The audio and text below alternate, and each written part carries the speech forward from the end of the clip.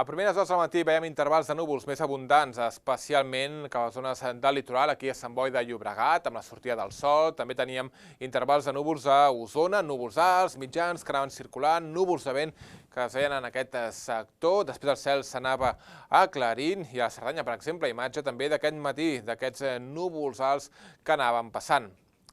Hola, què tal? Però si bé és cert que els núvols han estat menys abundants del que esperàvem, a primera hora, com veiem a les fotos, doncs sí que eren més extensos, però després el cel s'ha aclarit força ràpidament. I a més, avui les temperatures no han pujat com esperàvem, sinó que en alguns casos fins i tot han baixat. Ho veiem tot plegat, primer amb les imatges del satèl·lit, aquests núvols que han anat marxant, el cel força serè que ha quedat durant el matí i 4 núvols alts que a la tarda podrien arribar, però de moment sembla que les pertorbacions encara es mantenen lluny de nosaltres i, per tant, el temps encara molt tranquil. I com dèiem, amb temperatures mínimes que avui han tornat a ser força fredes. Per exemple, només a Girona hem vist 4 graus negatius de temperatura mínima, també 4 sota 0 a Vic, 2 sota 0 a Lleida i al litoral s'han mogut entre els 4 i 6 graus aproximadament, una mica més altes, també com sempre a la ciutat comtal, a Barcelona, avui la mínima ha estat de 9 graus.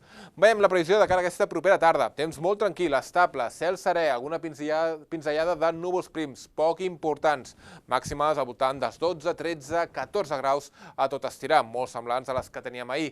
De cara a demà, de moment el temps es manté molt tranquil aquests propers dies. Boires que, això sí, demà podran tornar a reaparèixer cap a punts de la depressió central, plana de Vic, també especialment cap a la plana de Lleida. En aquest sector podrien ser més persistents fins a mig matí aproximadament.